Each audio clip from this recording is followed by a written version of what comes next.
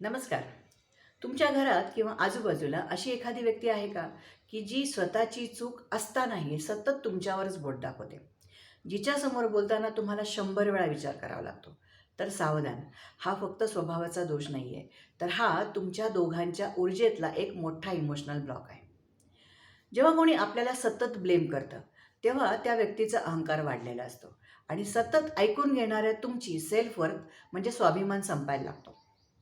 तुमचं मणिपूर चक्र जे तुमच्या नाभीच्या वरती आहे, ते त्यामुळे पूर्णपणे दबून जातं आणि तुमचा आत्मविश्वास कुठेतरी हरवून जातो.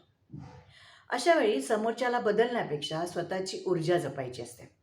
आज एक मंत्र लक्षात ठेवा. दुसऱ्याच्या चुकीचं डस्टबिन बनू नका.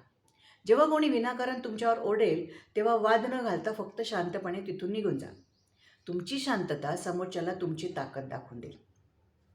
अजून एक उपाय तुम्ही करू शकता. अशा व्यक्तीशी बोलून तुम्हाला जेव्हा जड किंवा अस्वस्थ वाटेल, तेव्हा घरी आल्यावर कोमट पाण्यात थोडं जाड मीठ टाकून त्यात 10 मिनिटं पाय बुडवून बसा.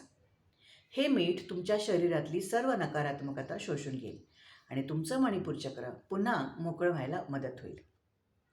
स्वतःची जागा निर्माण करा. कोणाच्याही मर्जीवर जगू नका. जर तुम्हालाही अशा नात्यातून बाहेर पडून स्वतःची ओळख निर्माण करायची असेल, तर कमेंटमध्ये प्रोटेक्ट लिहा आणि अशाच नॅचरल हीलिंगसाठी फॉलो करा. धन्यवाद.